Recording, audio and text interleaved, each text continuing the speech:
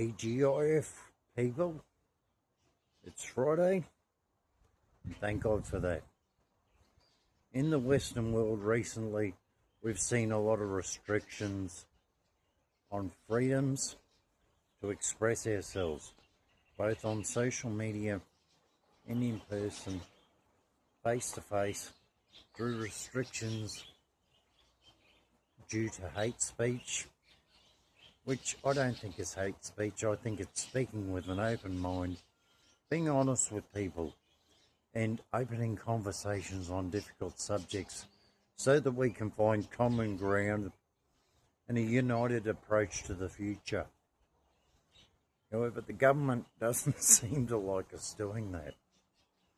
Here in Australia, the Albanese government has instituted multiple restrictions on our freedom to speak and our freedoms of speech, citing hate speech and hate crimes, etc., etc. But if we don't communicate about these things, how can we reach consensus? How can we reach alignment? And how can we all come together in unity if there is no ability to build community to find that unity? We can't. As simple as that. And our governments in the Western world are a top-down process. But that made me think about ancient times and the Greek city-states, where the polis, the voice of the people, was constructed in the marketplaces and shifted from a bottom-up process to the higher tiers of government so they could serve the people from the top down, rather than the top down telling the people at the bottom how they could serve the government. I feel that's the wrong approach. I feel the people need to be served, seeing the people speak to elect the government. Now, if we can institute lobby groups to guide the government in what the people want, it saves the government doing market research, it saves the government, it saves the government having to invest heaps of money to find out what the people want, doing market research, doing community outreach. If the people can lobby and serve the government with our opinion from a bottom-up approach, then the government can serve us. Thirdly, that keeps everything in balance. And as anyone who has done martial arts before knows, if you're in balance, you control the situation. Those who go off balance are vulnerable and can easily fall.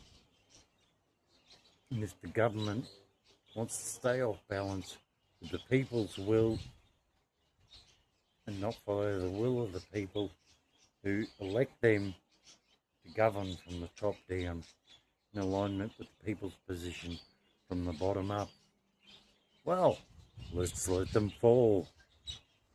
Remember, people, you hold the power. You are the voice that matters. And with lobby groups guiding the government, your voice carries serious weight. I don't personally have the time to start any of them because I'm working on a personal project to teach people how to minimise their expenses, maximise their cash flow, and therefore rise in their sovereign power to enable the future they want to see, because they don't need to depend on anyone but themselves. But more on that later.